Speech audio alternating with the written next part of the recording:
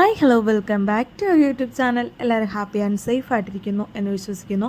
ഇത് നമ്മുടെ ആദിക്കുഞ്ഞിൻ്റെ അരഞ്ഞാണമാണ് കേട്ടോ. ഏകദേശം ഒരു 3 വർഷത്തോളം പഴക്കമുണ്ട്. ആദീൻ്റെ നൂലുകെട്ടിനെ എടുത്തതാണ് കേട്ടോ.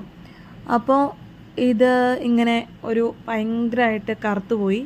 അപ്പോൾ ഇത് എങ്ങനെയാണ് ഇങ്ങനെ വെള്ളിയൊക്കെ ഇങ്ങനെ കുറേ നാൾ കഴിയുമ്പോഴത്തേക്ക് ഇങ്ങനെ കറുത്തു പോകുന്നത് സ്വാഭാവികമാണെന്ന് തോന്നുന്നു. രാപ്പനിയുള്ള കുഞ്ഞുങ്ങൾക്കൊക്കെ ഈ വെള്ളി ആഭരണങ്ങളൊക്കെ കറക്കും എന്ന് പറഞ്ഞ് കേട്ടിട്ടുണ്ട് കേട്ടോ. അതിലെത്രത്തോളം സത്യം ഉണ്ടെന്നൊന്നും അറിയില്ല. ഇത് നമുക്കൊരു പുതിയതുപോലെ അങ്ങ് ആക്കിയെടുത്താലോ. അപ്പോൾ അതിന് വേണ്ടിയിട്ട് ഞാൻ ആദ്യം ഒരു ശകലം പാത്രത്തിൽ വെള്ളം എടുത്തിട്ടുണ്ട് കേട്ടോ. അത് കഴിഞ്ഞിട്ട് ഞാൻ ഇതിൻ്റെ ഉള്ളിലോട്ട് ഇടാൻ പോകുന്നത് നമ്മുടെ വാളംപുളിയാണ്. അതൊരു ശകലം മതിയായിരിക്കും. ഞാനൊരു കുറച്ച് എടുത്തിടുന്നുണ്ട്. എന്നിട്ട് അത് നമ്മൾ ഈ സ്പൂൺ വെച്ചിട്ട് അതങ്ങ് ഉടച്ച് ഇട്ട് കൊടുക്കുക. കാരണം അത് വെള്ളത്തിൽ പെട്ടെന്ന് എന്താ പറയുക മൊത്തത്തിൽ അങ്ങ് ആയി കിട്ടാൻ വേണ്ടിയിട്ട് ഇങ്ങനെ ഒന്ന് ഉടച്ച് ഇട്ട് കൊടുക്കുന്നത് നല്ലതായിരിക്കും കേട്ടോ. പിന്നെ അതിലോട്ട് ഇടാൻ പോകുന്നത് ഞാനൊരു 3 സ്പൂണോളം, കുഞ്ഞു സ്പൂണാണ്, 3 സ്പൂണോളം ഉപ്പ് ഇട്ട് കൊടുക്കുന്നുണ്ട്. ഉപ്പ് പുളിവെള്ളത്തിൽ തന്നെ ഇട്ടാലും അങ്ങനെ വെള്ളി നല്ല രീതിക്ക് എടുക്കാൻ പറ്റും എന്ന് കമൻറ്റ് ഇട്ടിട്ടുണ്ടായിരുന്നു കേട്ടോ, ഞാൻ ഇൻസ്റ്റയിൽ പോസ്റ്റ് ചെയ്തപ്പോഴത്തേക്കും. അപ്പോൾ പിന്നെ പല രീതിക്ക് ചെയ്യുന്നവരുണ്ട്. ഈ ഉപ്പിന് പകരം സോപ്പ് പൊടി ഉപയോഗിക്കുന്നവരുണ്ട്. അതുപോലെ തന്നെ നമ്മുടെ ഡിഷ് വാഷ് ഇല്ലേ, അത് ഉപയോഗിക്കുന്നവരുണ്ട്. അപ്പോൾ ഞാനിവിടെ അപ്ലൈ ചെയ്തേക്കുന്നത് പുളിയും ഉപ്പുമാണ് കേട്ടോ. അത് നന്നായിട്ട് ഒന്ന് ഇളക്കി കൊടുത്തതിന് ശേഷം നമ്മുടെ അരഞ്ഞാണം ഇപ്പം നിങ്ങൾ കണ്ടോണം കേട്ടോ ഇതെങ്ങനെയായിരിക്കുന്നതെന്ന്. ഇത് നമ്മൾ അരഞ്ഞാണം ആ വെള്ളത്തിലോട്ട് ഇട്ട് കൊടുക്കാൻ വേണ്ടിയിട്ട് പോവുകയാണ്. അപ്പം നമ്മുടെ അരഞ്ഞാണം മാത്രമല്ല, നമ്മുടെ പാദസരങ്ങൾ ഇല്ലെങ്കിൽ മോതിരം, അതുപോലെ തന്നെ നമ്മുടെ വെള്ളി ആഭരണങ്ങൾ എന്ത് തന്നെ ആഭരണങ്ങളായാലും വെള്ളി ആഭരണങ്ങൾ ഇങ്ങനെ കറുത്തു പോകുന്നത് നമുക്ക് ഈ ഒരു രീതിയിൽ നമുക്കത് വൃത്തിയാക്കി എടുക്കാനായിട്ട് പറ്റും കേട്ടോ. അപ്പോൾ നന്നായിട്ട് തിളയ്ക്കുന്നുണ്ട്. അപ്പോൾ ഇടയ്ക്കിടയ്ക്ക് ഞാനിങ്ങനെ നോക്കുന്നുണ്ടായിരുന്നു. അതിങ്ങനെ ഉപ്പൊക്കെ ആയതുകൊണ്ട് തന്നെ പാത്രം ഏകദേശം നമ്മളെപ്പോഴും ഈ പാലൊക്കെ തിളപ്പിക്കുന്ന പാത്രത്തിലൊന്നും ഇങ്ങനെ ഇട്ട് ഇതാക്കരുത് കേട്ടോ. നമുക്ക് അത്ര വലിയ ഉപയോഗമൊന്നും ഇല്ലാത്ത ഒരു പാത്രത്തിൽ നമ്മളിങ്ങനെ ഈ വക കാര്യങ്ങളൊക്കെ ചെയ്യുന്നതായിരിക്കും നല്ലത്. ഏകദേശം ഈ ഒരു പരുവം ആയിട്ടുണ്ട്. ഞാൻ കുറേ നേരം ഒന്നും തിളപ്പിച്ചില്ല, ഒരു 10 മിനിറ്റ്, മാക്സിമം ഒരു 10 മിനിറ്റ് ഞാനത് ഇങ്ങനെ ആക്കിയിട്ടുള്ളൂ കേട്ടോ. ഇപ്പോൾ ഇതിൻ്റെ കളറ് കാണുമ്പോൾ നമുക്ക് തോന്നൂലേ ഇതെന്ത് ഈ ഒരു കളറിന്ന് ഒരു ചെമ്പിൻ്റെ കളറായിട്ട് കിട്ടിയിട്ടുണ്ട് കേട്ടോ. അപ്പോൾ പേടിക്കൊന്നും വേണ്ട, അത് നല്ല അടിപൊളിയായിട്ട് പുതിയതായിട്ട് നമുക്ക് ആക്കിയെടുക്കാവുന്നതേ ഉള്ളൂ. ഇപ്പോൾ ഇതിൽ ഞാൻ മൊത്തം ജസ്റ്റ് വെള്ളത്തിലൊന്ന് വാഷ് ചെയ്തപ്പോഴത്തേക്കും ഒരു ചെമ്പ് കളറാണ് കേട്ടോ അതിന് കാണുന്നത്.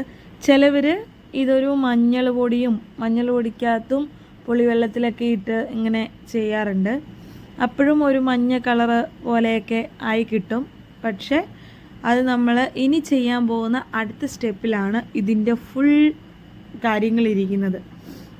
ഇപ്പം നമ്മൾ പുളിവെള്ളത്തിലിട്ടു, പുളിയും ഉപ്പും കൂടെ ചേർത്ത് തിളപ്പിച്ച വെള്ളത്തിൽ നമ്മളിട്ടു. അത് കഴിഞ്ഞിട്ട് അത് നമ്മൾ ജസ്റ്റ് ഒന്ന് കഴുകിയെടുത്തു. ഇനിയാണ് നമുക്ക് ഉപയോഗമില്ലാത്ത ഒരു ബ്രഷ് എടുക്കുക. ഞാൻ ആദിയുടെ ബ്രഷാണ് കേട്ടോ എടുത്തേക്കുന്നത്. ഇപ്പം കയ്യിൽ അതേ ഉള്ളൂ, ആദിക്ക് വേറൊരു കുഞ്ഞു ബ്രഷുണ്ട്, അതുകൊണ്ട് ഒരു ബ്രഷ് എടുത്തു. അതിൽ നമുക്ക് ഇഷ്ടമുള്ള വേസ്റ്റ്, നമ്മുടെ വീട്ടിലുള്ള വേസ്റ്റ് ഏതാണെന്ന് വെച്ചാൽ എടുക്കുക. അതിപ്പം വെള്ള കളറായാലും ചുമല കളറായാലും നീല കളറായാലും, ഇപ്പം ഞാൻ എടുത്തതുപോലെ ആയുർവേദിക്കിൻ്റെ ആയാൽ പോലും കുഴപ്പമില്ല. നല്ല വിധത്തിൽ ഒരു ശകലം പേസ്റ്റ് എടുത്തേച്ച് നല്ലൊരു പേസ്റ്റ് എന്നൊക്കെയാണ് വരുന്നത്. അതുകൊണ്ടാണ് കേട്ടോ അങ്ങനെയൊക്കെ ആയിപ്പോയത്. അപ്പോൾ പേസ്റ്റ് എടുത്ത് നന്നായിട്ടൊന്ന് അത് ഉരച്ച് കഴുകുക. നമ്മൾ ചുമ്മാ വെറുതെ ഇങ്ങനെ കഴിക്കാതെ ശരിയാവില്ല കേട്ടോ. നമ്മൾ ആദ്യമേ ചെയ്ത സ്റ്റെപ്സൊക്കെ ഫോളോ ചെയ്ത് ഈ ഒരു സ്റ്റെപ്പിലെത്തിയാൽ മാത്രമേ നമുക്ക് ഇത്രയും നല്ലൊരു റിസൾട്ട് കിട്ടുകയുള്ളൂ. അപ്പോൾ നന്നായിട്ട് അത് ഉരച്ച് കഴുകുക കേട്ടോ. ഉരച്ച് കഴിഞ്ഞിട്ട് ഇപ്പോൾ കഴുകി കാണുമ്പോൾ തന്നെ നിങ്ങൾക്ക് മനസ്സിലാവുന്നുണ്ടാവും അതിൻ്റെ ഒരു വ്യത്യാസം. കൂടുതൽ എനിക്ക് വെള്ളി ആഭരണങ്ങളോട് ഭയങ്കര ഇഷ്ടമാണ് കേട്ടോ. എൻ്റെ കമ്മൽ, എൻ്റെ മിഞ്ചി, എൻ്റെ മോതിരം, എൻ്റെ മാല, എൻ്റെ താലി ഒഴിച്ച് ബാക്കിയൊക്കെ എൻ്റെ വെള്ളിയാണ് കേട്ടോ. ഇപ്പം സ്വർണം മേടിക്കാൻ ഇല്ലാത്തത് കൊണ്ട് എന്നൊന്നുമല്ല, എനിക്ക് പ്രത്യേകിച്ച് വെള്ളിയോട് ഭയങ്കര ഇഷ്ടമാണ്. സ്വർണ്ണം ഇഷ്ടമില്ലാത്ത ആരെങ്കിലും ഉണ്ടോ? സ്വർണ്ണം എല്ലാവർക്കും ഇഷ്ടമാണ്. പക്ഷേ ഇന്നത്തെ വില വെച്ച് നോക്കുമ്പോൾ ആർക്ക് മേടിക്കാൻ പറ്റും? അത് പോട്ടെ, നമ്മുടെ വിഷയത്തിലോട്ട് വരാം. ഇപ്പോൾ വെള്ളി നല്ല നമ്മൾ ആദ്യമേ പുതിയതായിട്ട് മേടിക്കുന്ന ആ ഒരു സെറ്റപ്പിൽ എത്തിയിട്ടില്ലേ? അപ്പോൾ ഇത്രയേ ഉള്ളൂ. ഇത്രയും കാര്യങ്ങൾ ചെയ്താൽ നമുക്ക് നമ്മുടെ എല്ലാ വെള്ളി ആഭരണങ്ങളും നമുക്ക് നല്ല പുതിയതുപോലെ ആക്കിയെടുക്കാവുന്നതേ ഉള്ളൂ കേട്ടോ. പിന്നെ പറയാനുള്ളത്, നമ്മുടെ വീഡിയോസ് എല്ലാവരും കാണുക, ഇഷ്ടപ്പെട്ട സപ്പോർട്ട് ചെയ്യുക.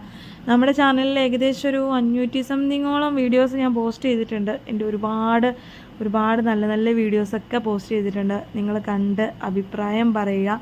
നിങ്ങളുടെ കമൻറ്റ് അത് എനിക്ക് ഏറ്റവും എൻ്റെ ഓരോ ദിവസം മുമ്പോട്ട് പോകാൻ ഏറ്റവും പ്രയോജനവും പ്രചോദനവും തരുന്നത് നിങ്ങളുടെ കമൻറ്റാണ്. അപ്പോൾ മുമ്പോട്ട് നിങ്ങളുടെ സപ്പോർട്ട് ഉണ്ടാവുമെന്ന് വിശ്വസിക്കുന്നു. Thank you.